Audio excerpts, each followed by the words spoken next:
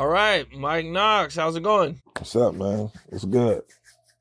Hey, glad to have you here, man. Finally, right? Yeah, finally, man. We got a lot of stuff to talk about, man. Let's go. Don't leave nothing out. Okay, for sure, man. Yeah. Well, I kind of just like to get to know you a little bit better and kind of go over, your whole story for everybody who might not be familiar with it. So can you kind of tell them a little bit about you, where you're from, and what it was like for you growing up? I'm from North Philly. I come from North Philly, the heart of North Philly. Just like kind of like all the other stories. You know what I'm saying? I grew up in North Philly, in the streets, was running around on my own since I was like 15. Started messing with the music a little bit. Of course, in and out the juvenile system and, you know what I'm saying, whatever you call it, state, all that stuff. But, for the most part, I just was a regular nigga, you know what I'm saying? Just running around getting to it. Okay, what was school like for you? School? I ain't like school. For me, school was more so like, I was impatient. I was one of them kids that I didn't want to sit around and listen. So I was just running around, cutting class, you know what I'm saying? I was trying to make some money. So, you know what I mean? I wasn't really into school too much. I didn't even get my GED till like, I was in the feds, matter of fact. So, yeah, I wasn't really into school like that at all. Okay, so you dropped out at one point? Yeah, I dropped out. I dropped out like the 9th grade. Like I said, I was hustling and just doing what I needed to do to survive. I wasn't really focused on school. Like, that wasn't it for me. Okay, and so you drop out of school and you're in the streets at this point, man. What does your family think when they find out that you're in the streets? My mom, she was against it, but she couldn't stop me. You know what I'm saying? She couldn't stop me because I was going to do what I was going to do regardless. You know what I mean? I was hustling. And at that point, I think in the beginning, she was against it. But, as the money started coming in and I start providing a little bit and doing what I need to do, it kind of changed. So she just kind of like, well, he's going to do what he's going to do. He's his own man. You know what I mean? Yeah. Yeah. Okay, and so you're out of school, you're in the streets and everything, man. Yeah. Do you ever get arrested or does anything like that happen? Yeah. I mean, I started getting arrested as a juvenile. I think my first arrest was like stealing cars. We was into stealing cars. And this was back when New Jersey Drive was out. Everybody wanted to drive something. We stealing cars and I had aggravated assaults. I had a lot of different things going on, you know what I'm saying? But I was in and out of jail a lot, you know what I'm saying, as a juvenile. Then I got shot. I got shot at probably what? I want to say probably like 19, 20, something like that. It didn't just go one way though. I had a colostomy bag and all that, but it got a little different. Yeah. Okay, can you kind of take me through what happened when you got shot? It was more of a thing of like a argument turned to a fight. The fight went down. The person couldn't handle the fight. I mean, it's all public record, so I'll be feeling uncomfortable talking about shit like this, but it's all public record. And it turned into a shootout. I got hit. Somebody else got hit. And,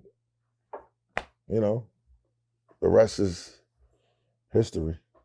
Okay, you get shot and you go right to the hospital. How bad are you shot? How many times did you get shot? I got hit once, but I didn't realize how bad I was hit.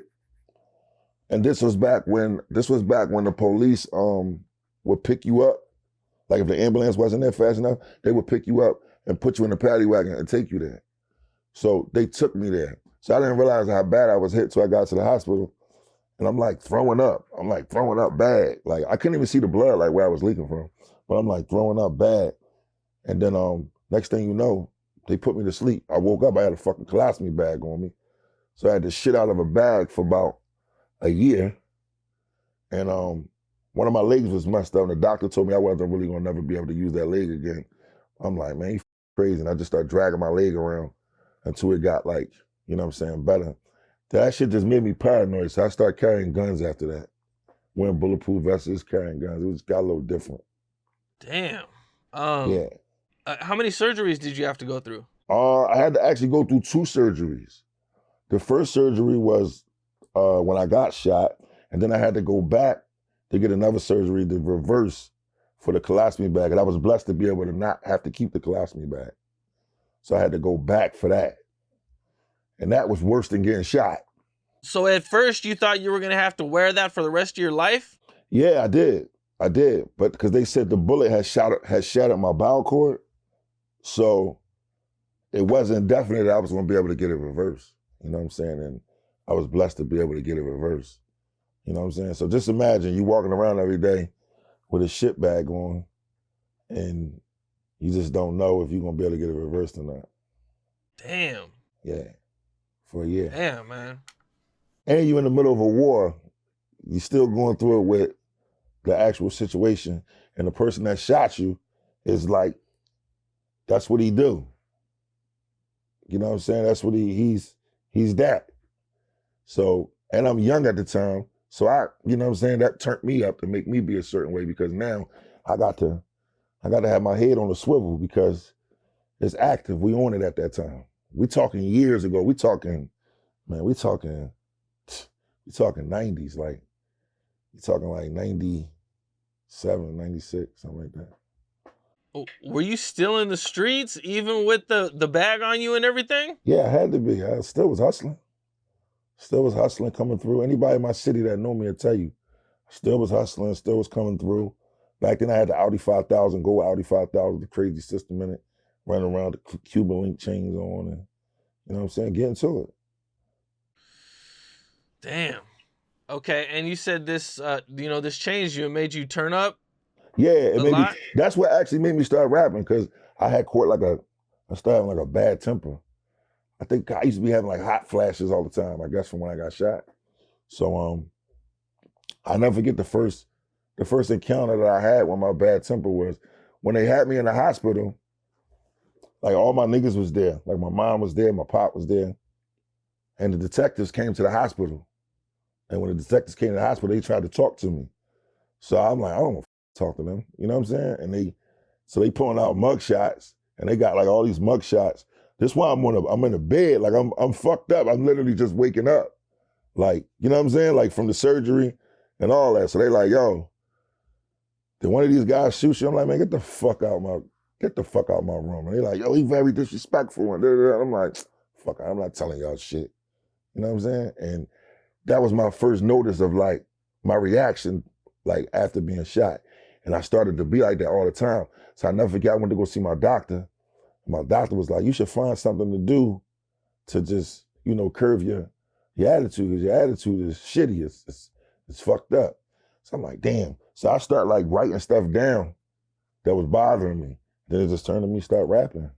I start writing verses. So that's how I started doing music. Did you ever worry about the guy coming back? Yeah. Hell yeah. He was a shooter. You gotta understand, I was young at that time.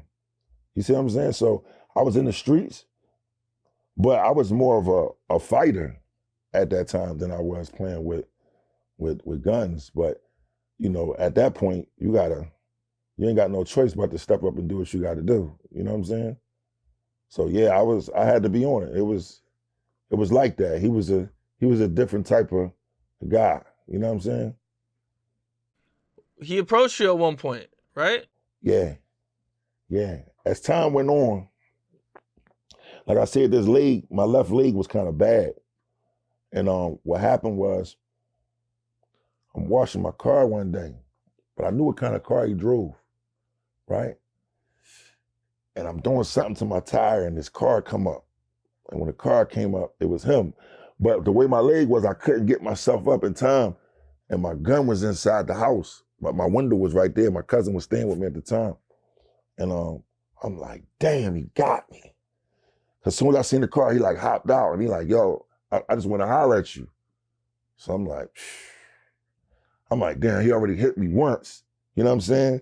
Then his little nigga got hit in the process of the shootout. So now I'm looking and I'm like, this shit ain't gonna go right. You know what I'm saying? And he gonna tag me. And I can't run because my leg's still up. But he like, no, this shit was all wrong. It was a miscommunication.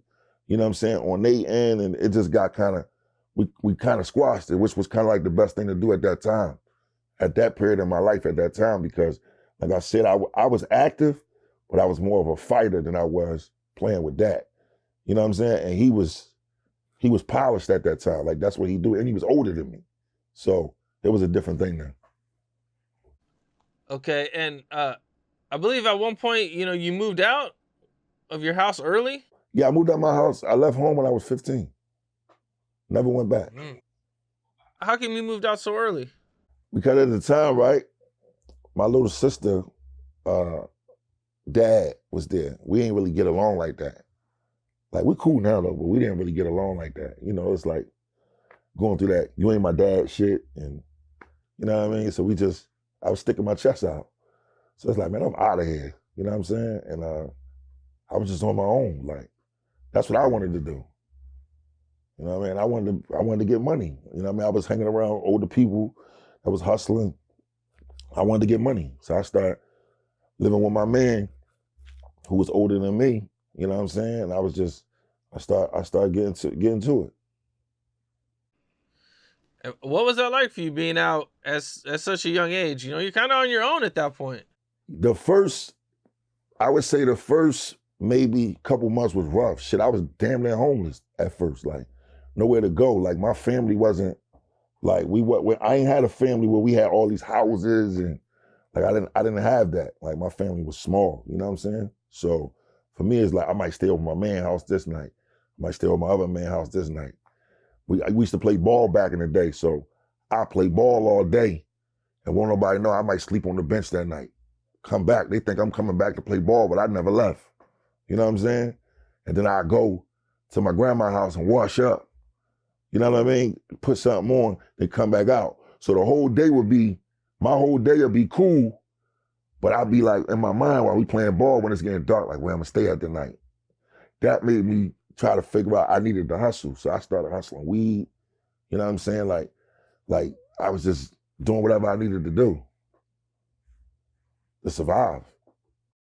Were you rapping at this time? No, like I knew how, because you gotta figure this was like, it was like early. It was like early, you know what I'm saying? Like real early for me. So no, I wasn't, but I liked it, but I wasn't on it because I was just focused on trying to get some money.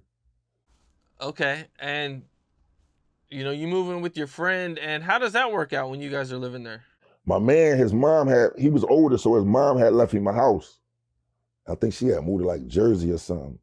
He used to cut my hair, and he like, man, you can stay here. I'm like, all right. You know what I'm saying? So I would stay there. But we kind of had like a little fallout because I was selling like a lot of weed back then. But he used to be like, he had like a weed problem. Like that's why I never had no vices. He had like a weed problem. So he was going to my stash and shit like that. I'm like, oh no, I can't do this. You know what I'm saying? And then I moved out, got my own apartment. You know what I'm saying? And I just started taking care of myself, like never turned back. What's that like? You got your own apartment and you're young, you throwing parties? No, I wasn't really throwing parties. Like I had my high school sweetheart with me at the time, so we had a spot together. You know what I'm saying? But it was just like normal. I was more so happy that I had a roof. You know what I'm saying? That I could just sleep at night. I don't gotta get up and rush. I ain't gotta jump up before people's come in. I ain't gotta do none of that. I could just relax. And I think I kind of got used to that, and just being like, I had to be older early, because you gotta remember at the time when I left home, I was 15. So started hustling, you gotta figure I'm at like 17 now. You gotta remember this before I get shot. I didn't get shot yet. I didn't get shot till I was about 18, 19, somewhere in there, like 18 and 20 is when I got shot. So from 15 to then, from 15 to now, I've been on my own. I haven't been back home.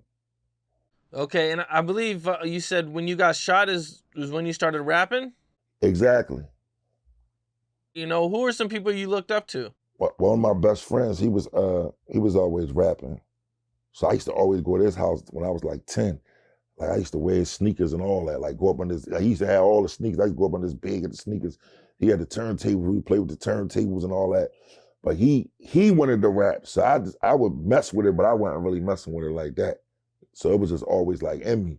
So like I said, you know, when I got shot, that's when I started really, really like taking it serious because that was like my medication. You know what I'm saying? So I would write verses like I would listen to like Pop, I would listen to Scarface, G-Rap. You know what I mean? I was just like, damn, like if they could talk about what they dealing with, I could talk about what I'm dealing with. So I would write my verses and just put whatever it is I was feeling like, and I would just write them and I would say them on records, and we would go in the studio and record like my first studio sessions, like studio time back then was high as shit. So I would write 2 and 3 songs, but now you gotta deliver it right because you only got a couple hours. So I might get 2 songs down and then rush the last song. You know what I mean? And I was just always conditioned like that for a long time in the beginning to always do 3 records in the studio, but the first 2 be right. The third one be off. That's the one you work on when you come back and book a new session, and then you do your new 2 after that song. You know what I'm saying? So I was always conditioned to do that. Okay. Were you producing too at the time? I started messing with the MP when I had got shot. When I had the Cosmic bag, I figured my first I would say my first 3 to 4 months I was stuck in the house. Cause I couldn't really move that much like that with my leg, like, you know what I mean? And I knew I couldn't really be out there like that because it was a war, it was on. So I went and bought music equipment, and that's when I started like working on it, making beats and shit like that. A lot of people don't know that I used to make beats. I don't even be saying nothing. You slick with that one. You've been digging. What happened? You've been digging. You've been digging. Yeah. We did some good homework, man. Yeah. Any wild prison stories you could share? In the state, I got into it with a guard before, but that was when I went back because I came home off the state joint, and then I ended up going back as a violator, and I was in Greatest Ford Prison on E Block. Because when you're a violator, you go to E Block. You don't go to just straight to population because you might go back to your jail if you got to sit there a little bit. And it was this CO over there, and I was on the phone one day. He real loud, like, and he walking on the phone like, yo, hang the phone up. I'm like ending my call, but he like trying to make us end our call faster. So he like, hang the phone up. I'm like, what? Man, who you talking to? So now we start having words. So he like, all right, let's take it in the cell. But he telling me to come, because they got like a cell in Greatest Ford on each block. They got like a cell. Well, Greatest Ford is done now, but they had like cells that it's the officer cell. They might got tissue and all this in there, whatever, supplies. They just make it like a cell that's a supply room. So like, come on, you want some work? We can go in the cell. So I'm like, all right, come on, let's go. So the whole block, now mind you, the way Greatest Ford blocks was, you might got about, I might be a little off, man. You might got about probably 300 to 400 people on one block on each side, up and down. You know what I'm saying? This actually the jail that Wallow did 20 years in that I'm talking about. You know what I'm saying? And I went in the cell with him. But they telling me the whole time I'm walking, like, yo, don't go in the cell with him, don't go in the cell with him. I'm like, man, I'm tired, I'm going in the cell with him. So when I went in the cell with him, I'm thinking we about to rip, and I know he gonna hit the button on me, but I'm like, if he hit the button, all the police coming, at least I'm gonna get him. So I go in there, we go in there, right? So he like, of course I turned my back immediately, you know what I'm saying? So he went and swing on me first. As soon as he come in, he like, man, why you fronting on me in front of everybody? I'm like, no, man, you talking crazy. You ain't gotta talk like that. Like, he didn't even want to fight, but he didn't want them to see that he was really this way for real, for real. That wasn't the way he was. He like, man, don't do that, man. Like, now they looking at me, and I'm like, yeah, but you could have just told me, you know what I mean, hang up the phone. You ain't had to curse and all that. Like, I'm on the phone with my peoples. So he like, all right, we're gonna leave this here, this, that, and the third. He like, but I gotta write you up. I'm like, I don't give a fuck about no write-up. But I didn't know the write-up meant I was going to the hole. So he take me to my cell, double locked the cell. Everybody knew we ain't fight. He double locked my cell, with the write-up, and then I had to go and see the I think they call it DHO. Is it DHO they call it? The state? I think it's DHO. Anyway, I go see DHO, and it was this old lady. I'm like, oh, all right, I'm gonna be cool. She gonna let me out. She gave me 120 days in the hole. But I only had like probably 32 days left to max out. So she basically was saying, max out in the hole, you're not going back to the population. So I maxed out in the hole. But do you know, if I was to go back to state right now, I got to do the rest of those days in the hole that stay on the shelf forever. You got to finish that out first before you can go back to population. Yeah, they got to get me in the state first. That ain't happening. No. Damn, so the CO was just trying to act tough. Damn, yeah, he was just trying to act tough. Yeah. Damn. Yeah. Okay, so you get out of jail, and what do you do with yourself, man? Do you ever try to go straight? Do you ever try to get a job? Nah, yeah, I tried that. That shit ain't work though. I'm gonna tell you why. First, when you get certain felonies, like when you get a felony period, nobody really want to hire you.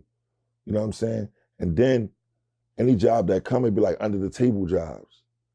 So I worked at like a moving storage company for probably about, I did that shit probably for like 60 days, man. That shit, when I was moving too much shit, I couldn't do that. So I went back to hustling. I went back to the streets. I went back to what I know. Okay, and you're rapping at this point though, and are things picking up some for you? Let me see. I had like a group situation with a team I was down with. We did something with like Tommy Boy Records, but that shit ain't really work because they shelved that shit. You know what I mean? And it's crazy because the A&R from Tommy Boy Records at that time, it's my guy. His name Chris Atlas. And it's crazy how the world just spin around because when I left the situation, he told me he wanted to sign me as a solo artist. And he was like, yo, just hold off. But I ain't hold off. I'm like, man, I'm going to the streets. I ain't got time for this rap shit. It's too much bullshit with it at that time. And he ended up going off to do great things. And he actually did a lot of things with Ross and them. Yeah. Okay. And so this doesn't work out, but you keep going. Do you have a buzz in the street at all at this point? My buzz in the street was crazy. Like, you gotta figure I was on I started doing a lot of freestyles and shit on a come up show with Cosmic Kev and Q Deezy. It was like that was the thing in the city. Like, if you was on the radio, if Cosmic Kev was playing your freestyle, bringing that shit back, shouting you out, and you was hard, it was over. So it was like I had the streets, like they would f me hard. And I'm talking about at the time, you gotta understand, and I tell people this all the time. I was dropping freestyles and getting motion at the time when Beanie Sigel and Major Figures was out. State Property didn't come yet. They was on their way though. I'm talking about when it was Beanie Sigel, Gilly and Spade and all of them, and when they was going crazy like on everything. They was doing the Dead Man Walk In on Flex and they was doing a lot of shit. I'm in pocket. I ain't had no team. It was just me. It was just me just coming from the streets. It was just me just coming with this voice. And I kept hitting them. And then, I started doing joints with them. You know what I'm saying? And I just was smashing all over the radio. Like nonstop. Every freestyle, every record. I knew how to make records. So I was always just in that. I was always in that pocket. I was always in that list. They couldn't deny me. Even if you ain't like me, you ain't had no choice but to say, man, that nigga be all over the radio though, bro. He always coming with some shit every time. Were you meeting anybody or getting noticed by anybody at this point? At that point, I would say like I was still in the streets hard. I didn't know what I was doing. All I knew was just like all I had at that time was Cosmic Kev. You know what I'm saying? And I would take him shit and he'd be like, yo, this too long, or yo, why you ain't do this, or yo, why you ain't do that? And I would take it back and critique it. So still to this day, when I go and I make records, I think about shit that he taught me. Just You know, because a DJ know how a record is. You know what I'm saying? It's supposed to be. So, you know, at that time, I kind of like, he all I had at that time.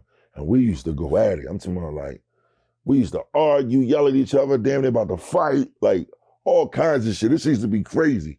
But I was just passionate about what I was trying to do. And we knew each other for a long time. You know what I'm saying? And his brother, rest in peace to Kenny Lee, that was my man too. You know what I'm saying? So it was a different relationship. So I ain't gonna say me and him had a hate-love relationship. I wouldn't say hate and love because it sounds weird. We just had it was real friendship. You know, friends go through shit. You know what I mean? You know what I mean? He just wouldn't play shit just because we was cool. It had to be hot. How'd you guys meet? We met through somebody, and when we met, we was about to fight. And I think he just kind of liked it, me, like, I'm gonna see what he about. You know what I'm saying? And then he just started liking me and shit. You know what I'm saying? When he was going to the radio stations, I would go with him. You know what I'm saying? And sit there while he doing his sets. A lot of people don't know this shit. Like I used to sit there when he first was doing his hours and hours and a half, and I would sit there. Or sometimes I would go down and hear him in Kobe Code and watch him. You know what I mean? And watch him and QDJ just do the show. You know what I mean? Like I was there when it's funny because when Beans got his deal, I was there the first day he rapped. You know what I'm saying? And when I heard him rap, I'm in the other room with Cosmic Kev, because I was supposed to do an interview that day. And he was like, yo, I need you to do me a favor. Like, he's like, yo, I need you to let me push your interview back the next week, because I got this kid from South Philly just got signed to Rockefeller. At the time, he was Beanie Mac. He coming up to spit. Now, mind you, I wasn't one of those guys that would rap for hours or spit all these verses. I wasn't doing that shit. You know what I mean? Like, I ain't taking that from nobody else, but I was too in the streets for that shit. I ain't got time to be saying right no more 1,000 bars. I'm not doing that shit. I'm gonna give you 16 and you can get the out of here.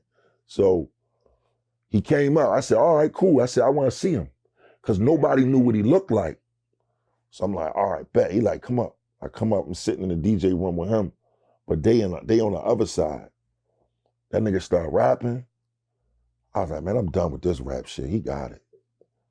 That nigga started rapping over that DMX beat. He just wouldn't stop. That nigga rapped for like 2 hours straight. Like I ain't never seen no shit like that before in my life. I said, I'm done with this shit. I'm done. It's over. I ain't even want to do it no more after that. But then I started, you know what I'm saying, doing my thing. But yeah, that was an eye-opener for me when he came. Damn. And you met Beanie Sigel that day? No, we ain't meet that day. I just watched him from the other side. It's crazy because we talk about that story. When I told him that story, he's like, damn, for real? I'm like, yeah, I was right there. You know, I was right there in the other room. You know what I mean? This is when he was Beanie Mac. He wasn't even Beanie Sigel yet. Damn. Yeah. Okay. And so, but you do continue to still, rap, and does it motivate you at one point? I think what motivated me was what I was dealing with, what I was going through. Everything that I was dealing with in the streets and my life is what motivated me the most. You know what I'm saying? More than anything. I think when Jay-Z came with Streets is Watching and all that shit, you know, a lot of us felt like that was our life. That's what we was going through, what we was dealing with. No matter what level of money it was you was getting, if you was a hustler, you was a hustler. So I think, you know, that shit opened up the doors, that opened up the lights. And then to see like Beanie Sigel get a deal, Gilly the Kid get deals, Dutch and Spade get a deal. Like that shit opened up, you know, my eyes a little bit more to the industry. Like, shit, if they could do it, I could do it too. These is niggas that I know. You know what I mean? This is they the same age as me. They running around just like me. So, you know, that opened my eyes a lot. At one point, you, I believe, meet Tony Yayo or 50 Cent? Yeah, so what happened was a really good friend of mine named Big Champ, we started running around real strong. And he was cool with an old head named Steve Brody. So, because he asked me, like, yo, who you want? Well, I'm like, man, I want that 50, man. That's the realest in this shit. And at the time, 50 had all kind of beef and shit going on. I'm like, man, I felt like I feel like I was that nigga. I feel like a lot of niggas ain't like me, but a lot of niggas didn't play with me. You know what I'm saying? But so we went to Brody, and he was like, "Oh, I'm gonna introduce you to him." And the anger management tour was coming to Philly, and he took me and introduced me to him. And then from there, we went to his house the next day. He had a big party for Get Rich or Die Trying. The movie was coming out. And that's when I like met everybody. Like I'm talking about, like I'm looking like, damn, we in Mike Tyson house. Like this shit is crazy. Like I thought I would never see no shit like this. And we went up there deep. Like 50 so much of a real nigga. We went to his house in Connecticut and at least, no exaggeration, about 10 foreigns, 10 machines, 4 people in each car. Everybody got into the party. You know what I'm saying? They like, yo, Steve Brody and Mike Knox and them here at the gate. He like, let them in. They got a lot of cards with them. He like, how many? 10. He like, man, let them in. So it's like when we got there, that's when like Lil Jon and all of them was on the tour, and you know, there's a lot of people on the tour. They was all there. Like I'm talking about, everybody was at this party. Anybody that was somebody was at this party. You know what I mean? And he was like, yo, we're gonna figure it out. We're gonna figure it out. But then that shit started happening with him in the game. You know what I'm saying?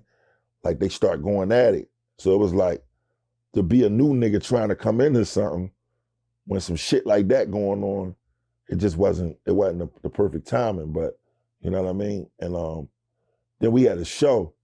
We had a show in Philly where we booked Tony Yayo. So we booked Tony Yayo. So this is what I did. I'm like, damn, I gotta show these niggas who I am. You know what I'm saying? Like, so they came. So I booked, no exaggeration. I put this on everything I love. I booked every room on the same floor he was on in the hotel. He'll tell you this. I booked every room, right? I had all this weed, and this the craziest story that's gonna f you up. So we meet. He come to my room. He like, damn, he got all these niggas around. So he wanted some weed. Like, yo, I want some weed. I said, we got weed. So I said, my man got weed. I'm not gonna say my young boy because I don't look at him as my young boy because he my man, but they just was younger than me. But you know what I mean? They was coming around at the time, like we with each other hard. So I'm like, my man got weed. He like, who?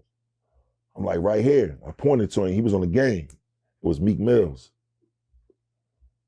Meek Mills had the weed at the time. He was selling dro, like haze and dro. So he like, damn, you got the weed? He like, yeah, you know, I'm a Meek Mills, whatever. I had Meek Mills and Joy Jihad in my hotel room at that time. You know what I'm saying? So Meek gave him the weed.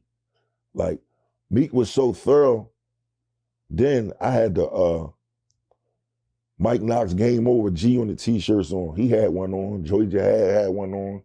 And I literally had 100 niggas with, like, I'm no exaggeration. If I'm lying, Yayo will tell you I'm lying. I had 100 niggas with me. We went to the show. Ye was like, yo, I'm gonna come out right after you go on. He's like, I'm right here. I'm watching the show and everything. He watched the show, then he came out. He like, yo, you gotta come out on stage with me. And then something happened in the midst of the crowd where I think somebody tried to say something slick to Ye or something like, I don't know what it was. But we all jumped in the crowd. You know what I'm saying? And it got a little crazy for a minute, but then it got fixed real fast. So after the show, we leaving. This when I knew he was a real nigga. They pulled off, boom. Now mind you, like I said, I got 100 niggas with me. When he left, he bust a U-turn and came back and got out his bulletproof truck like, yo, you good? I said, bro, I'm good. I'm in my city, I'm good. He like, I just wanted to make sure you good, my nigga. That's when I knew he was a real nigga. You know what I'm saying? Because any other niggas, they got their money, they perform, they gonna get in their shit and get the out of here and roll. So mind you, I forgot when we was in the hotel after we did everything, he hosted a mixtape for me. He like, yo, I'm gonna host your mixtape. I'm like, all right, bet. Like, how you wanna do it? He like, your man got the camera, right? I'm like, yeah. He like, all right, I'm gonna do it right now. He like, y'all can just take the audio from the video. He did the mixtape. He did all these drops for my mixtape. My engineer at the time took the audio, put it together, and we was able to put it out. Took a picture with me for the cover. He did all that. You know what I'm saying? He took a whole picture. He did all that. So then after that, what happened after that? Oh, he told 50 about me. He was like, yo, Fifth, it's this nigga in Philly named Mike Knox, man. That nigga kind of serious, bro. That nigga had 100 niggas with me when we was out there. He like, what? He like, oh, you talking about the nigga that Brody brought? He like, yeah, that nigga. He like, bro, that nigga. So now I had a I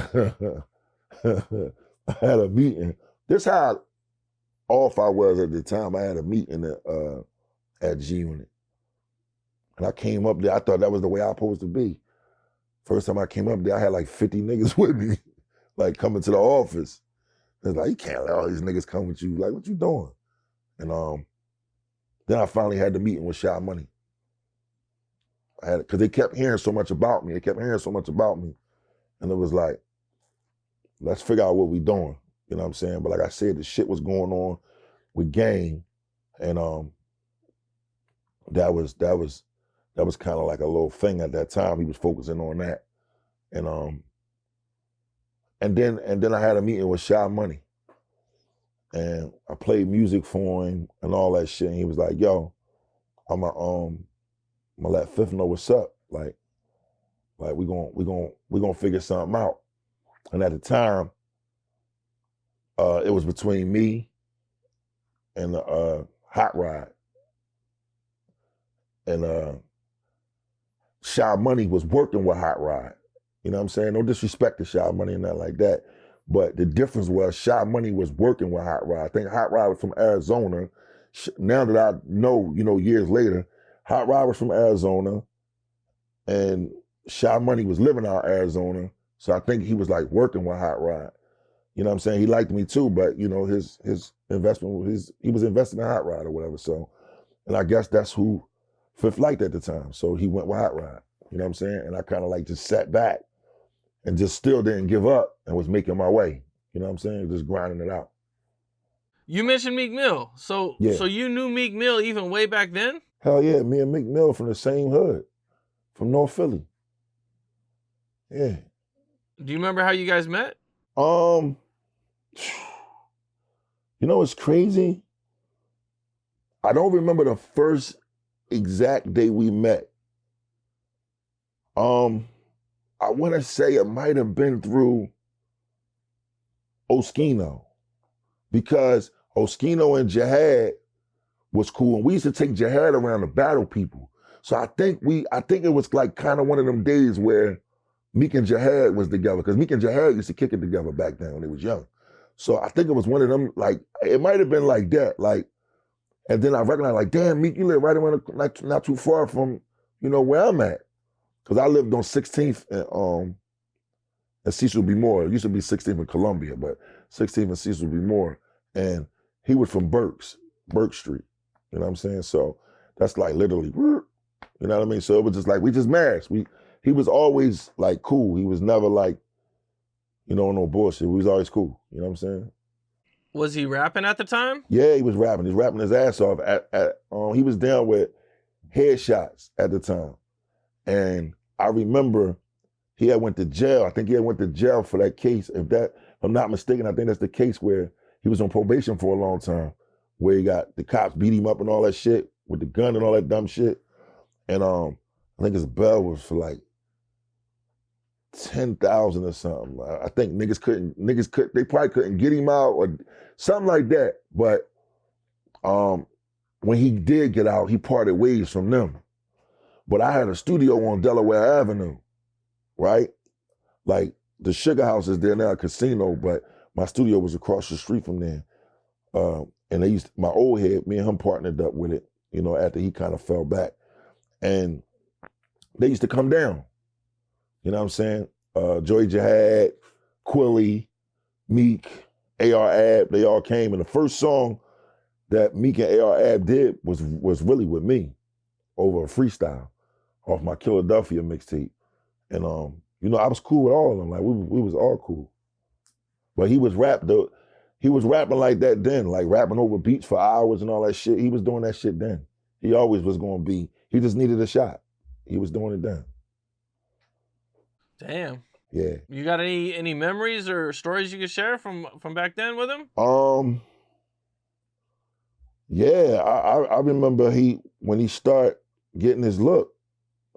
Like I said, matter of fact, Meek was locked up. When Meek was locked up, he was locked up with somebody else that I knew.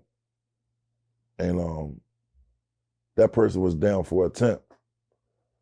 And I think they were Sully's or something like that. And Meek called me like, yo, he went to court, man, but he ain't never come back to the jail tonight. I said, I know, he out here with us. He like, what? What the?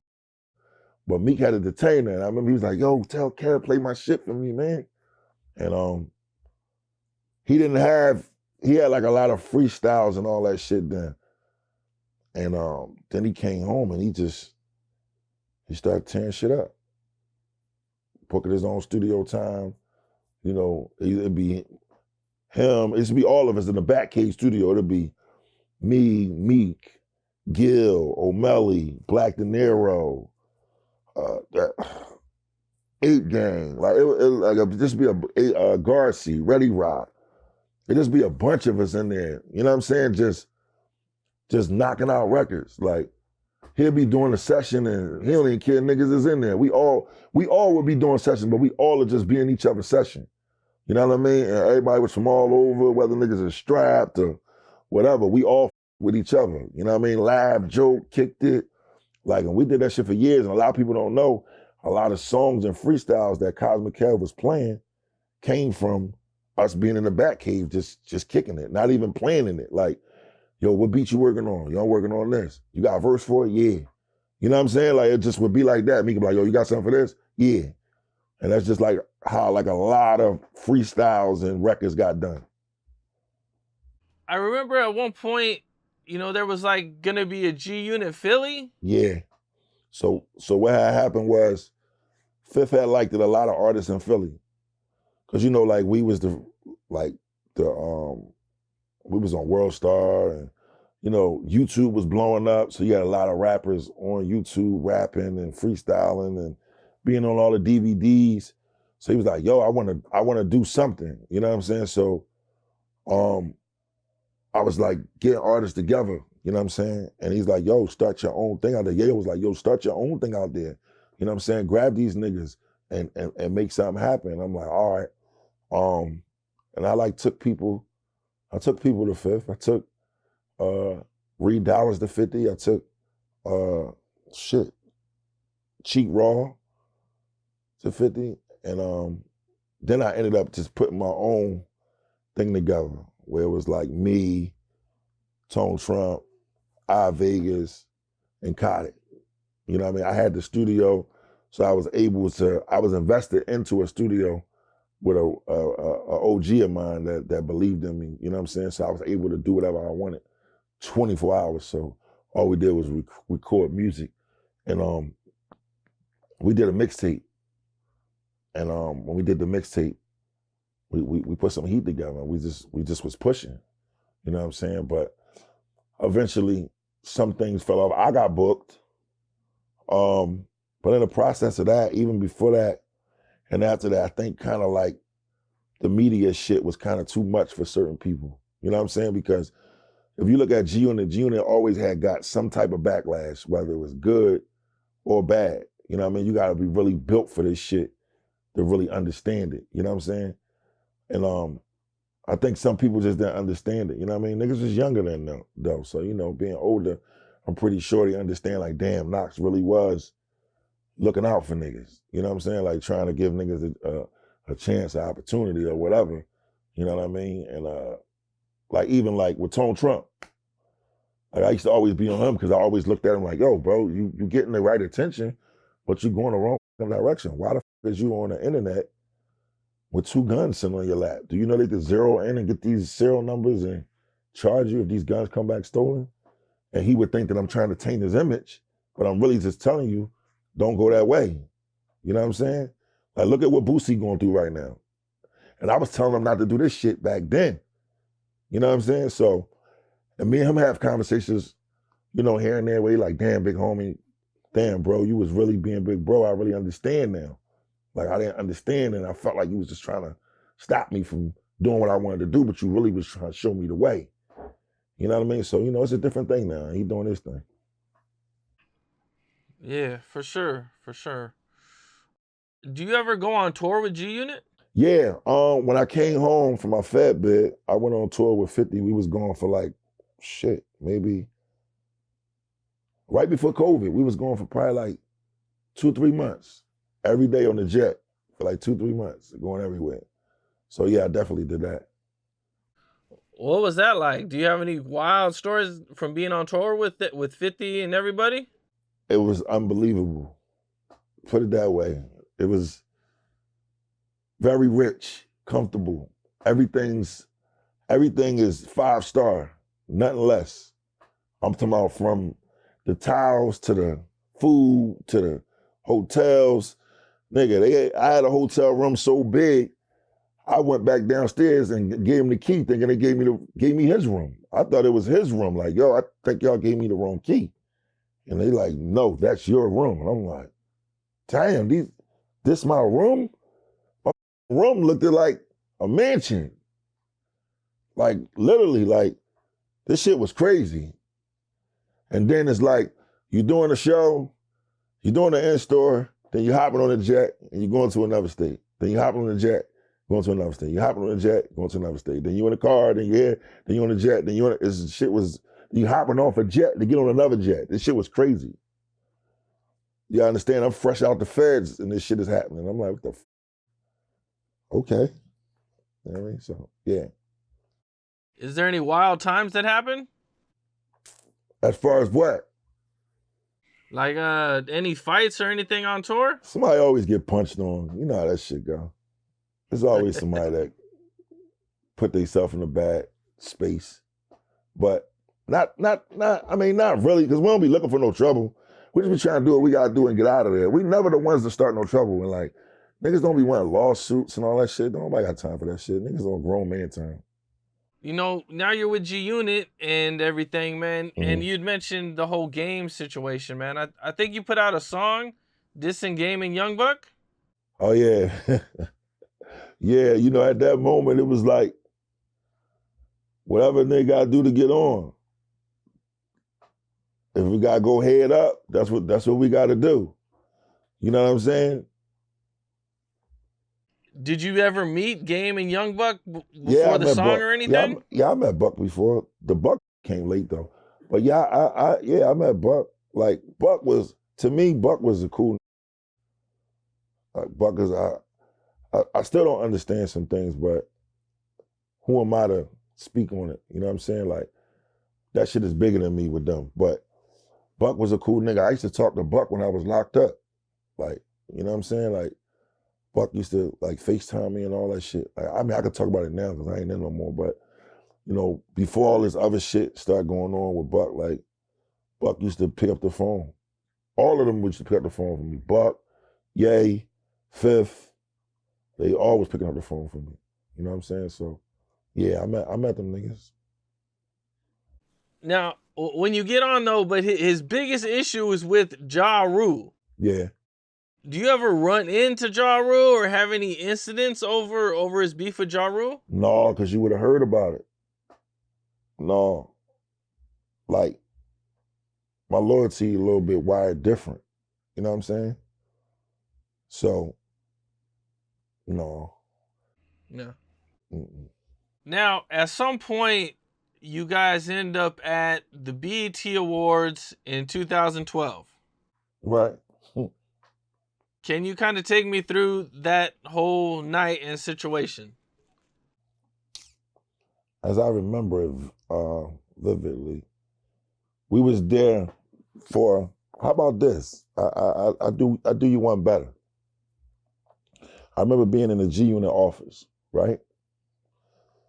And the show CD came over for the BET Awards. And that's when they asked Fifth if he would do it. Rest in peace to Chris Lighty. They had set up a tribute for Chris Lighty. And I think people in the office at the time were a little nervous about if Fifth would do it because of who were on like the lineup of the actual the thing with Chris Fat Lane. Joe, right? Yeah, Fat so Joe was part of it. So Fat Joe was on there. So I'll never forget it. We sitting there listening to the show lineup. They actually had I think Flex. I think Flex set the music up, if I'm correct. And we listening. And they just waited for Joe's part to come. And they looked at the response to see how he would respond to it. And he was like, oh, okay. Because it was for Chris Lighty. So none of that shit mattered anymore at that moment. You know, when Chris passed. It's crazy, but I was blessed to be around him, like, which was a blessing. You know what I mean? I remember being in 50 Bulletproof Truck, me, 50 and Chris Lighty together. And we drove to Alicia Keys' studio for a meeting with Alicia Keys and Swiss. And, Chris was a good guy. He was about his business. And I learned a lot just being around him the times that I was around him. You know, he used to have this thing where he used to say, like, at shows about politics walking through. That means he coming through with some serious people, move out the way. They going to see 50. But so to get back to the BET Awards, so once he heard the setup, it was a go that we was doing it. You know what I mean? So we got out there. We had to go for rehearsal. Actually, I had missed the first part of the actual rehearsal when they was going, to see him. When he first seen Joe, I had missed that part. I got there after that. So I was already told that, him and Joe, like they spoke on stage because they had to do a pre-run before the actual show. The weird thing about the BET Hip Hop Awards that year was this. I don't know who was in charge. I don't know who set things up, but all of the trailers were set up. It was set up for mass destruction. You had Fat Joe's trailer here. You had Diddy trailer here. You had T.I. trailer here. 50 Cent trailer. Meek Mill's trailer. 2 Chainz trailer. Rick Ross trailer. And then I think French Montana trailer. So you had all of these people, trailers like this around each other. And this shit is going on right now. So, but at that moment,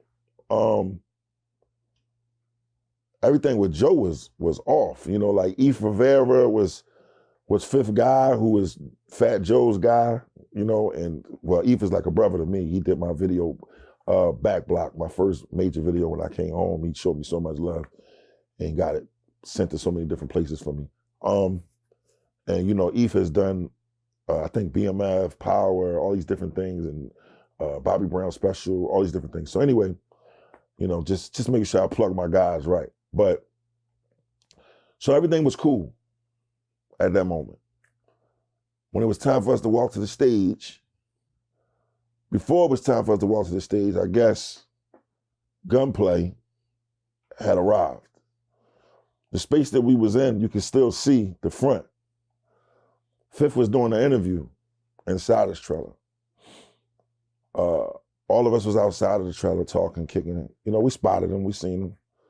So important people, when I say the people, like, this is why I say when he tells this story, the only thing I think he didn't know was that it was squashed at that moment with Joe. It was over. He wanted to come in the back. They telling him to go another way.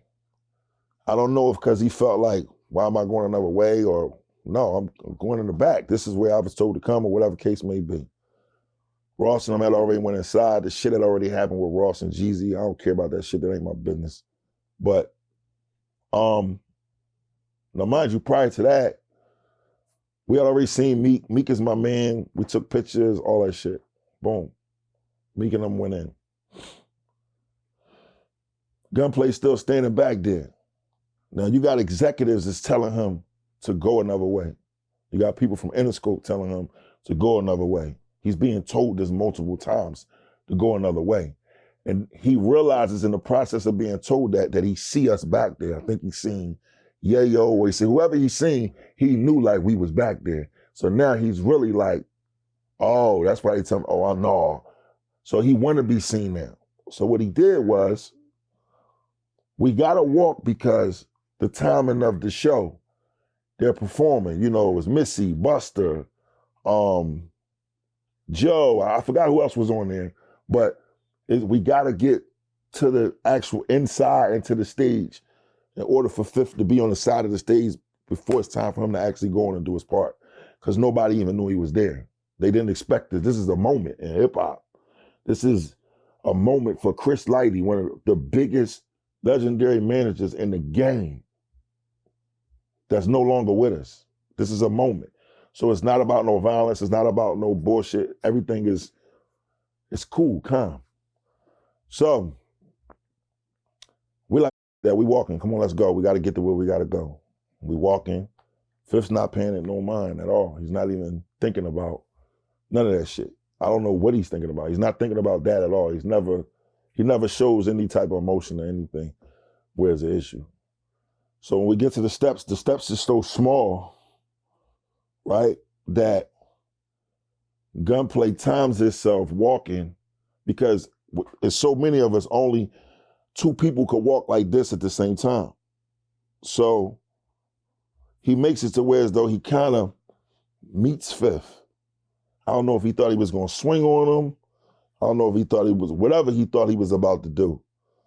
And the homie looked at him and said to him, you know you're not supposed to be here right now. And then he got punched in the mouth.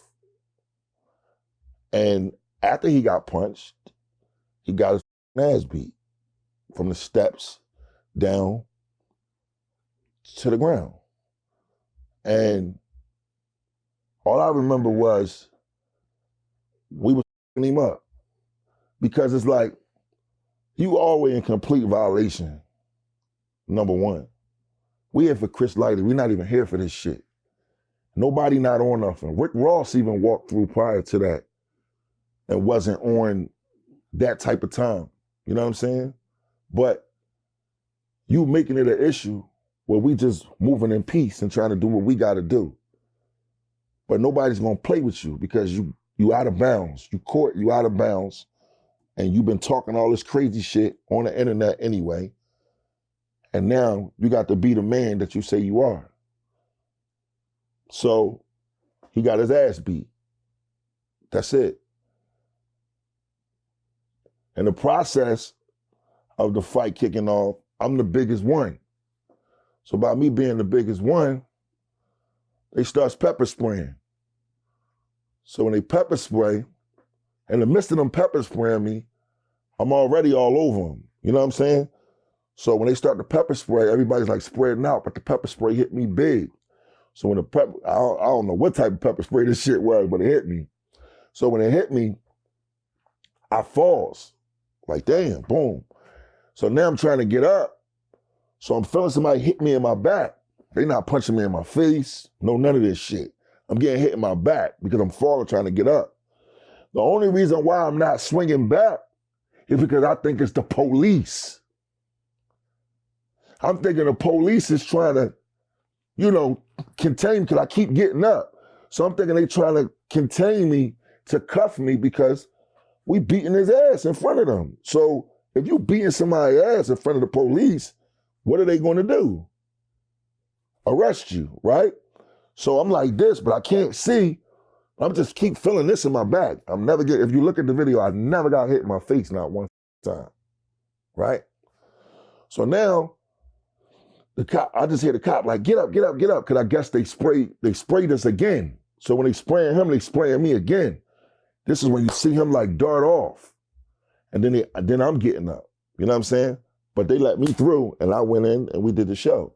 I was waiting to get out, and the police won't let me out. And I had a thing behind me. I could either jump that and run into the darkness like a coward, or we could just run it right here. So Mike Knox, I think that's his name, big guy. He threw a punch. I threw a punch. Then.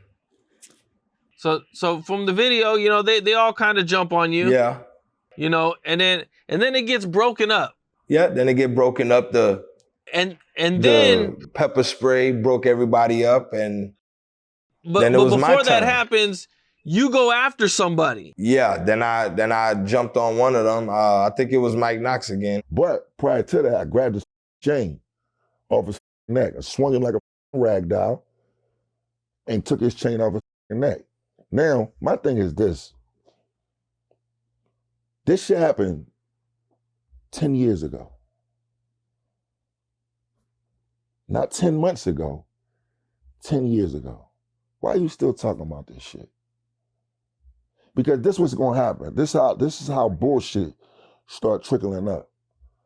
Just as well as he got niggas, I got niggas too. My phone ring too. I know people in different places too.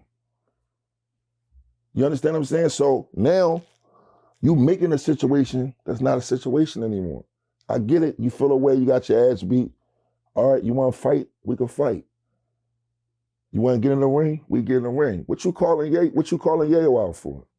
Anyway, I asked the celebrity box Tony Yayo the other day. Anyway. So you want to box Tony Yayo and some celebrity boxers? Yeah, I'll celebrity box Tony Yayo. Cause he was definitely there. Cause you can hear Tony Yayo. But he didn't do nothing. All you heard was him saying, "Yeah, nigga, yeah, nigga, yeah, yeah, nigga, yeah." Why you calling him? Don't call him out. Call me out. Get in the ring with me. And then I feel away because you keep getting on these joints talking about what you would have did and what you would have did to Mike Knox and all that. I be taking their light on this situation because I don't really care about it. And I'm really like a different type of dude, like, meaning like, this internet, people watch this shit. Kids watch this shit. So I don't be saying certain shit because I'm just a different type of individual. But what I will say is anything I want to say, I'll say it to your face instead of saying it on the internet. It's been 10 years.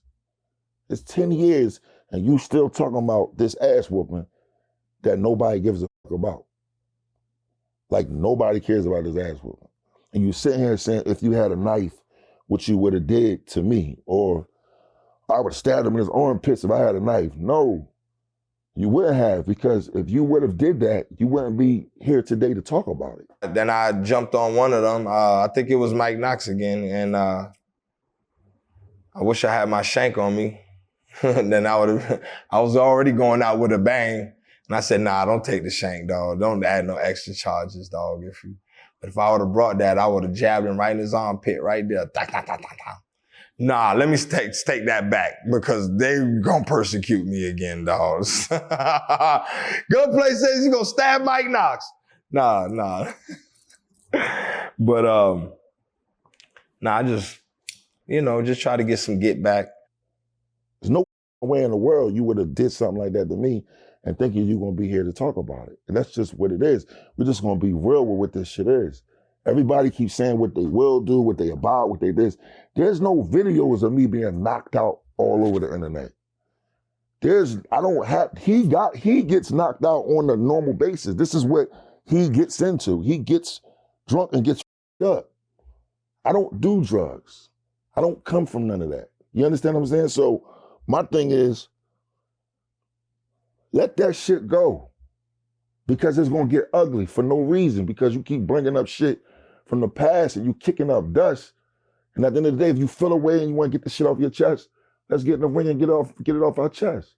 I know he couldn't stand 2 rounds with me. Anybody want to put the money up and feel like they want to bet on that shit, I knock that nigga out in a round or the second round, guaranteed. I'll rumble the nigga. I don't have no problem with getting in the ring and beating him up by myself. That's a fact. That's what I do. So if he wants to do that, we could do that. But all this keep getting on people blogs and trying to make a press run, like this is what he did the first time. See, the first time people don't realize, as soon as after this shit happened, the next day, this nigga was on the Breakfast Club on the radio. No, I'm lying. This nigga was on TMZ, lying. Saying he didn't get jumped, lying, saying the scar was on my face. Nigga, you didn't show your face until weeks later. You know you was up. You know what I'm saying? So now my thing is like, you try to make this a press run, and now you bring it up again when you need to be talking about how you're not happy with your homeboy. How your homeboy ain't really doing shit for you. Like you just had a post where you give a nigga a chain while he laying in the bed trying to sleep, looking like he ain't even had you on the schedule to see you that day. But you getting on these blogs and you keep talking about what you would have done that day. Let's be for real, man. It happened the way it happened. You was out of bounds. You was out of pocket. You was dead wrong. I'll leave it at that. That's it, that's all. Because you ain't gonna do shit. What happened to his chain? I don't know. That shit lost and found somewhere. Nobody want that shit. It popped up in a music video one time. I was in the feds by then. See, people don't know that day that I was on a surrender time for 30 days. I was about to go in and start my sentence. I had a 7-year bid to do. So that's why I didn't really care about that shit. You know what I'm saying? I didn't really care about it. I didn't even zero in on it. Like, I went to jail so fast right after that I was looking at the shit in magazines, seeing what he was saying and all this shit. I'm like, why this nigga saying my name? All you had to do was go the other way. Okay, and so after you guys do that, you guys go do the Chris Lighty dedication on stage, man. And how was that? It was crazy because when we got to the backstage, they act like they didn't want to let Pistol Pete in them in. And Fifth was like, yo, GU and the Terror Squad, they got to come in. I'm not going in until they go in. And, you know, they let them in and we all spoke, went in. Fifth did the show. And then we left. Oh, so they were hesitant to put Terror Squad and G Unit there at the same time? Well, when we was going in, because you got to remember the fights is breaking out. The shit just happened with Ross and Jeezy. Then the shit happened with us. They didn't even want to let us go in when Fifth was about to perform. But you know, we not going in after this shit then kicked off. You know what I'm saying? So they was trying to stop Ye, me, they was trying to stop all of us from going in. But they couldn't. So, and it's crazy because the show was rolling while this was happening. So we still was able to make it in and get it done. And like I said, after that, that's when he just went on this like, because my whole thing was, damn, we just got in a fight at the BET Awards. This shit gonna be all on the camera. They might call, you know, my lawyer might call and say, yo, you gotta go in early. I didn't want that. So I'm not saying nothing. I'm not doing no interviews. I'm denying I was even there. I ain't even saying I was there.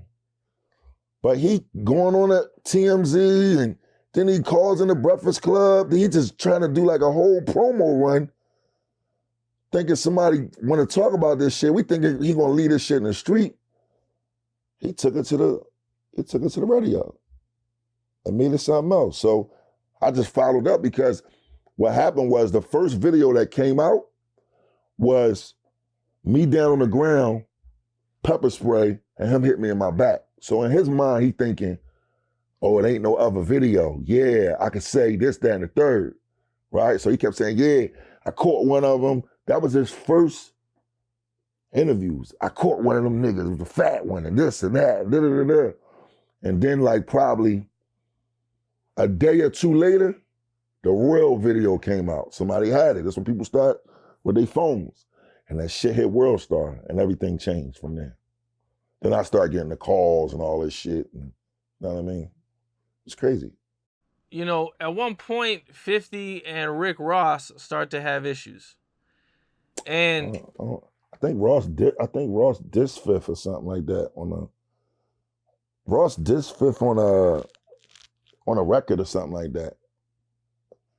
It wasn't nothing it wasn't nothing like a, like. I think it was something minor. And then I just remember all these cartoons started coming out about Rick Ross on This Is 50. I really feel like, honestly, I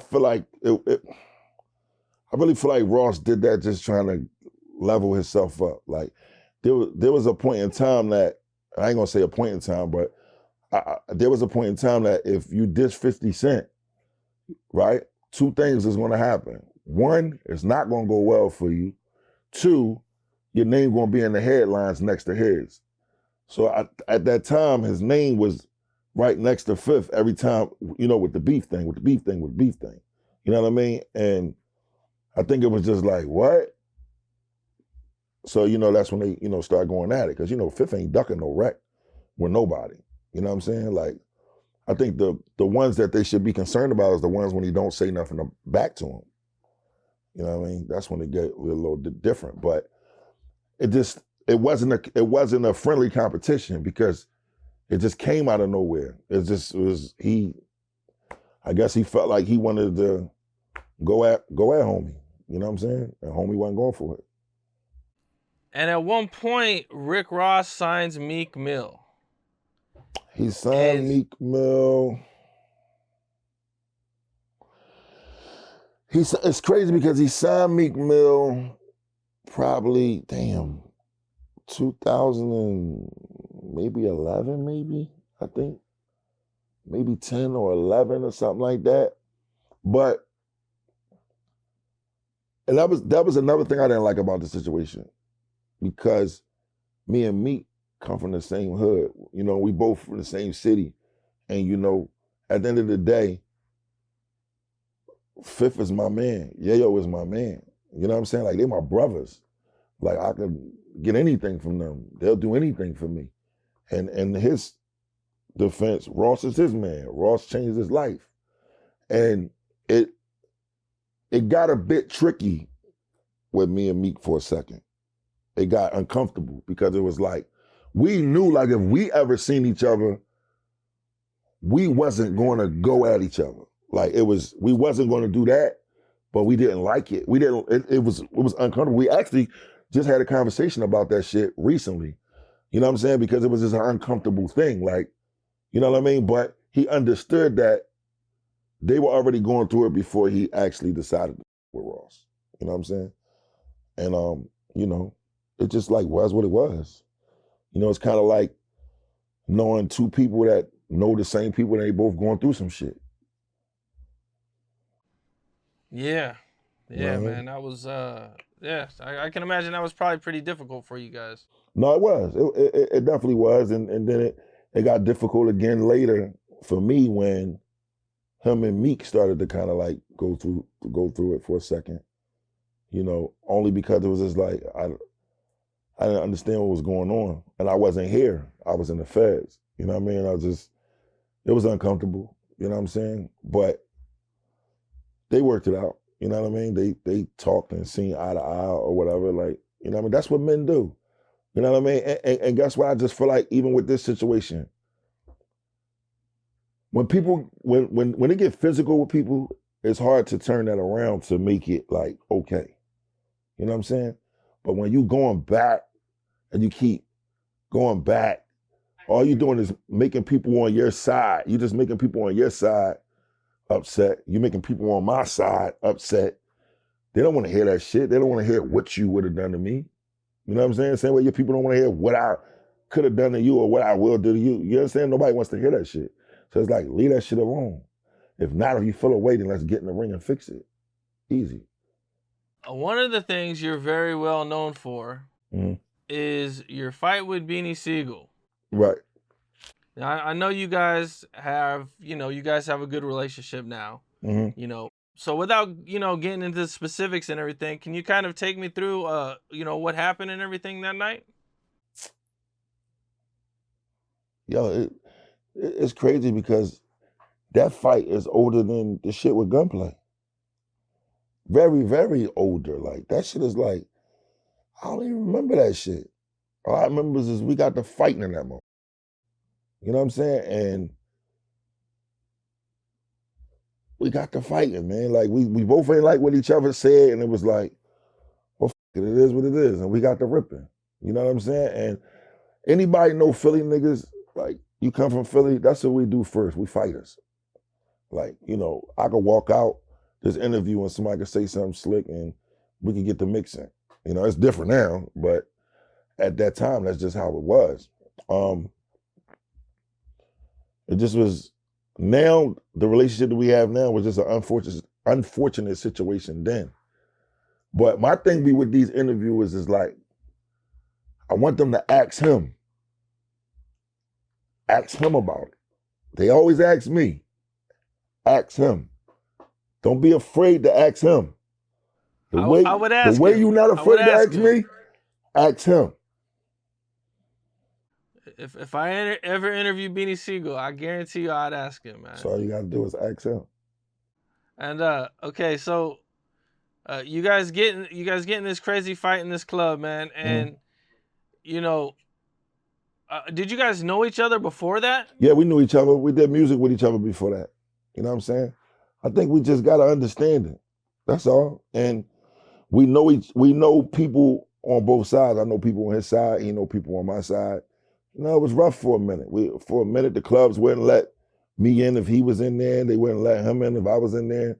It was a problem for a minute. You know what I'm saying? Like we really was like at each other for a second, and then time in that situation, time heals all wounds. And through his cousin Pooh and his brother News, we just got over that shit. Cause I got a lot of love for them. You know what I mean? And me and him was cool, like I said, we was cool. And one day we seen each other, I think we was at the electric factory or some shit. Jadakiss and them had something going on there. And we seen each other and we just looked at each other and just bust out laughing.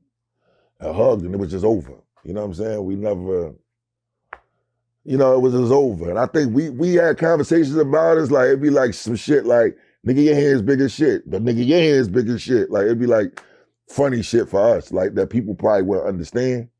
But we don't care about that shit. You know what I'm saying? I hope the youth look at that situation and be like, damn, them two went through it. If they could squash it, we could squash some shit. You know what I mean? What year was this? Woo! 2004? Like 4 or 5? Roughly. Yeah. Oh, okay. And I seen somewhere that you brought Beanie Sigel to G Unit and put some records together with 50 Cent? Yeah. So what happened was we was in Philly. Fifth was in Philly. We was in the Ritz-Carlton Hotel. And he was putting out, what album was coming out? I want to say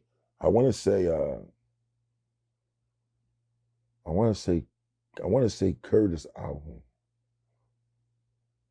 Yeah, I want to say Curtis album. And he was like, yo, you got the nigga Bean's number? And I'm like, yeah. And he knew what happened. He knew like what we had been through. And he was like, you calling nigga? Tell him to come to the station. And at that moment, I could have said, no, I ain't have his number. You know what I'm saying? I could have been like, man, I ain't that nigga. But I didn't wear my heart on my sleeve. You understand what I'm saying?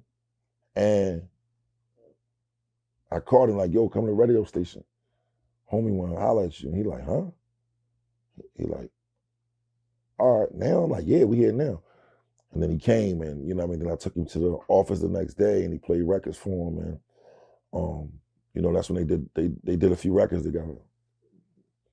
But Beans ended up going to jail after that. The taxes thing came and, there was a lot of shit that went on. That's right. You're right. He did go to jail not too long after that. And then I went in. And then you ended up going to jail. So yeah. At one point, right after the BET Awards of 2012, you end up going for how long were you in jail? Like 7 years. 7 years. I went in 2012. I got out. What's that? I went in 2012. I got out 2019. April. Damn. Can you talk about what you got busted for and what your charges Well, they were? had me under a conspiracy for a bank fraud case. So what happened was I was involved in something, got out of it, and a person pulled me back in by wearing a wire on me. And when they had the conversation with me, basically whatever they had already told the feds, when they had the conversation with me about me talking and being aware of what they were talking about, that showed that they were being truthful about them already telling on me. So that gave me conspiracy to the whole case, which made me number 2 in the indictment. And they indicted me. Yeah. Okay, so you get indicted, Mhm. and do you fight the case? Do you take a deal? Well, me and my co-defendant, our whole thing was to fight in the beginning. But once we seen everything that they had against us, it didn't make sense to fight it in my eyes. You know what I mean? He kind of struggled with it a little bit, but I knew that I couldn't take a deal without, I knew I couldn't take the deal if he didn't take the deal. Because if I take the deal, then I'm pleading to everything that they saying we did. And if he's going to trial, they're going to say, well, he already pleaded to everything, saying this is what y'all did, you and him did. Because, you know, in the feds, you get a PSI, you get, like, they tell you everything per count, and they build the story on who was doing what, how it was going, who was aiding and abetting who picked this person, so it was the entire story. So in order for me to get a lesser sentence, I would have to plead to that without no cooperating on anybody. But I would have to plead to those charges. And if I did that and he didn't, they could use his role and what I pleaded to against him at trial. So we decided to plead to, together to plead. You know what I'm saying? So I pleaded one day.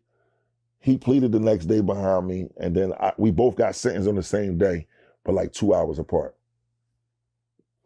Because everybody else in our case, besides maybe one, two, like maybe 3 people, 3 other people didn't tell. But yeah, there was a person that wore a wire on me. There was a female from there was this girl from Jersey. She told on him. She told on him bad. She told on, I didn't even know her. I knew her of her, but I didn't know her like that. But yeah, she told.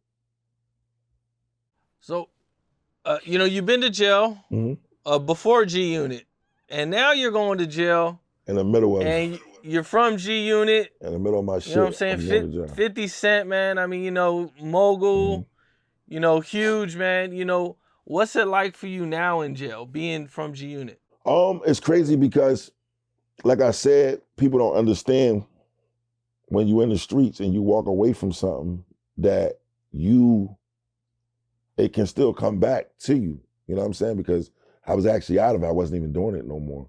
So it was just like, it was already an investigation, and it came back in the midst of things going on for me. So when I went to jail, I was up behind it. I couldn't believe it. You know what I'm saying? I couldn't believe, like, damn, they told on me, and this shit coming up, and this shit is old, and I'm like, damn. So, I had to face the music that my music career wasn't going to be. I didn't even, even before I went to jail, I didn't even know if 50 and them was even going to with me no more. You know what I mean? Because of my past shit.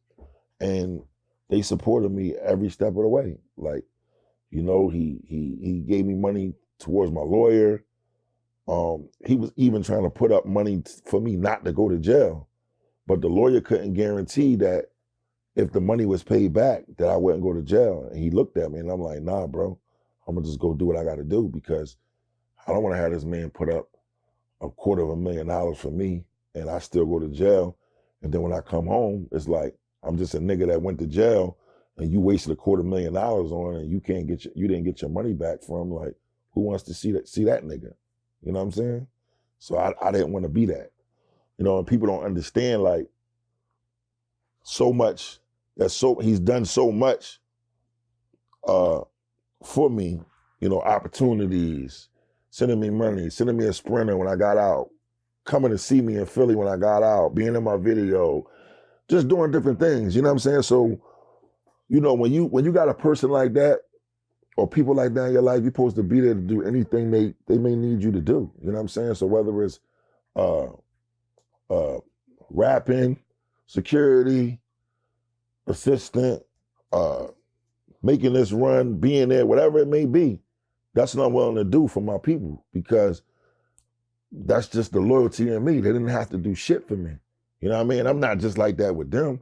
I'm like that with people that y'all don't even see, like my cousin who's sitting behind the scenes. I'm like that with him. So it's like, you know, and my family and my loved ones. So I'm like that with everybody. So when people say little shit, oh, he 50 security, he this, he that. Yeah, but I'm seeing the world.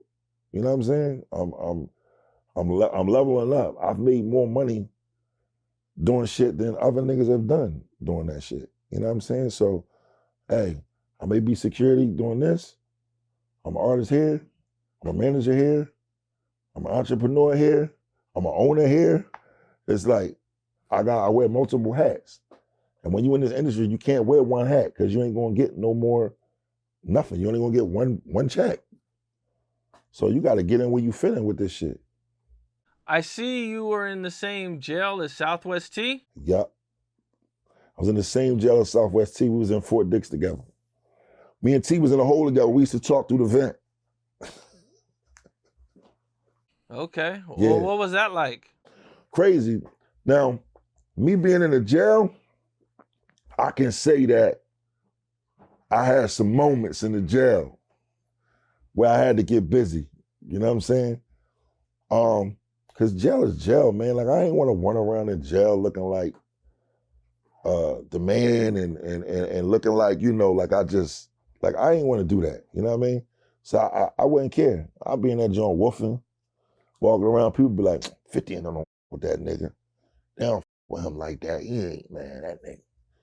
Look, they cut him off. All because I'm not running around buying every pair of sneakers that come on commissary, buying every sweatsuit that come on commissary to look cute for a bunch of niggas. I didn't care about that shit. I just wanted to get the fuck out of there. So, you know, I had a few times where I had to get busy and handle my business, but I didn't get played with. I didn't get played with like that. Do you have any stories or anything with Southwest T you could share? The phones, we was getting the phones. We was getting the phones in there, sending the phones over, because he was on the west side.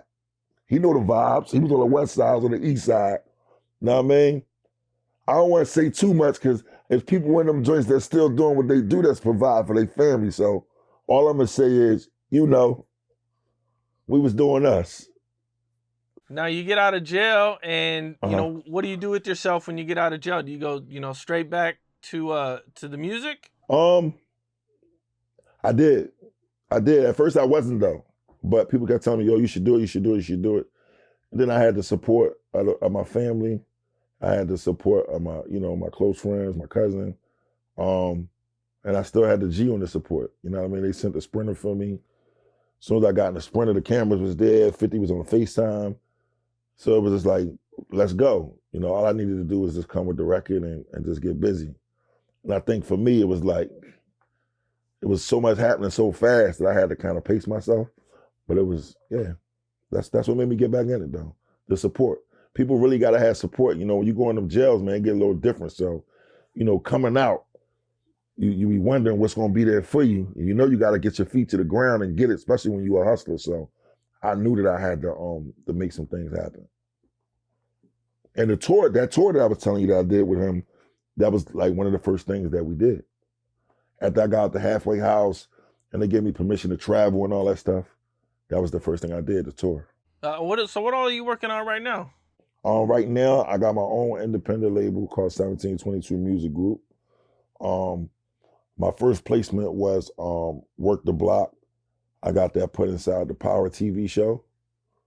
I'm booking artists now, working a lot with different artists and different actors like Michael Rainey from Power and Joseph Sikora from Power, and just doing booking things and getting artists going and just doing things on the desk side of things, on top of still doing music.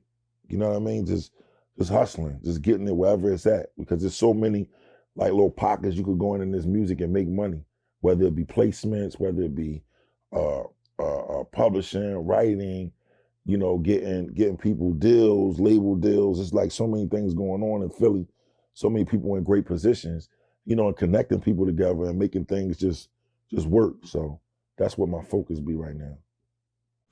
So you're working with a lot of the guys from Power. Yeah. I do a lot of stuff like, booking for shows. You know what I mean? I do a lot of different things, man. And it's been good. It's been good. It's a so great like thing. what, they'll like show up to the club and get like a club fee or something like that? Yeah, they come out, hang out in the club, like people want to see them. You know what I mean? So I'll do that. I'm the go-to guy. You might be like, yo, I need to get with such and such. You might call me. It's gonna be a fee though, but I'm gonna get you there. You know what I'm saying? So, that's what I'm on right now.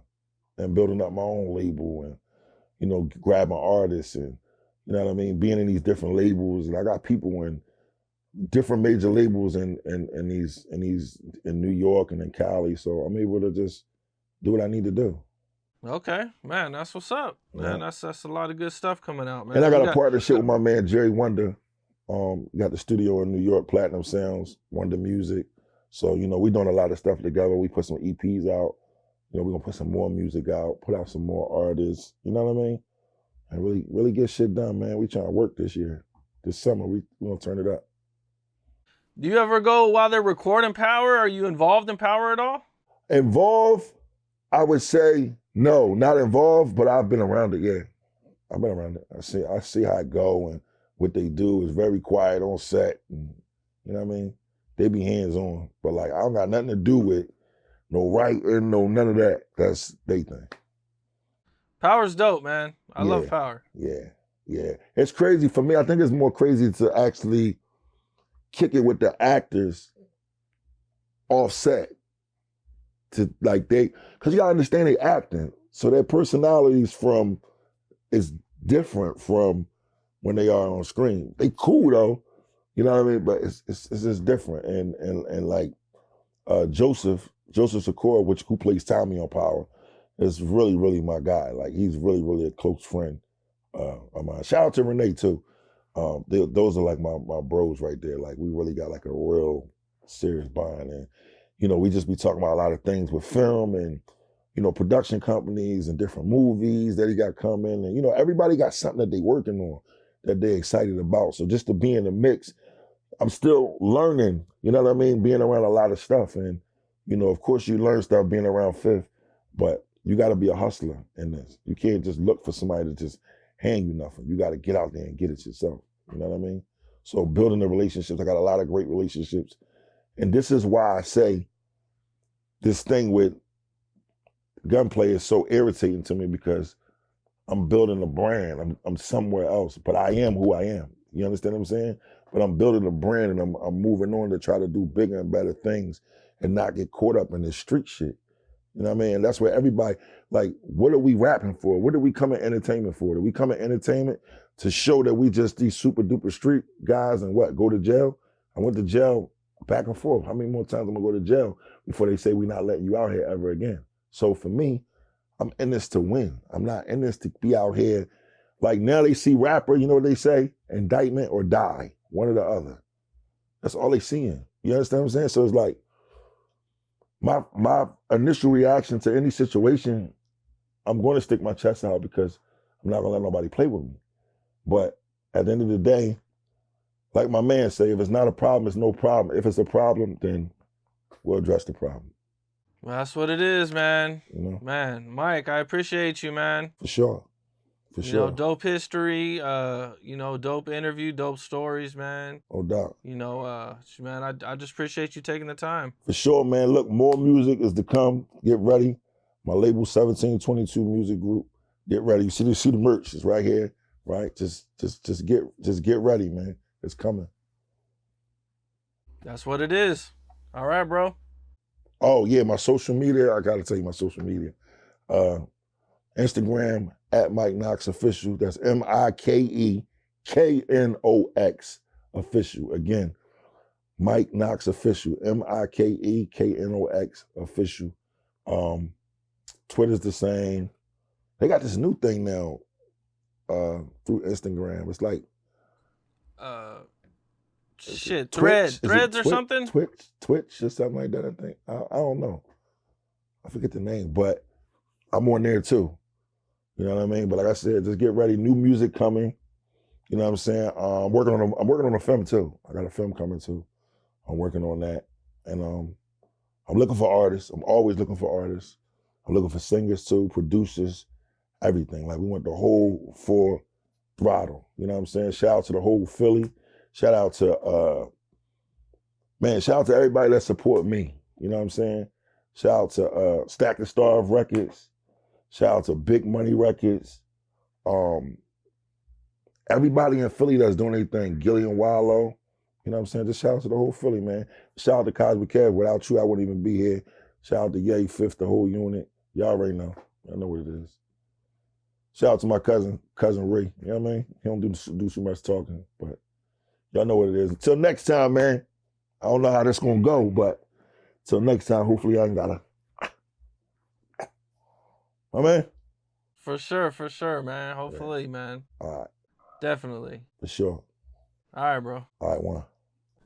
What's up? This is Cam Capone. We got more content like this coming soon, so hit that like button, subscribe, and stay locked in to Cam Capone News.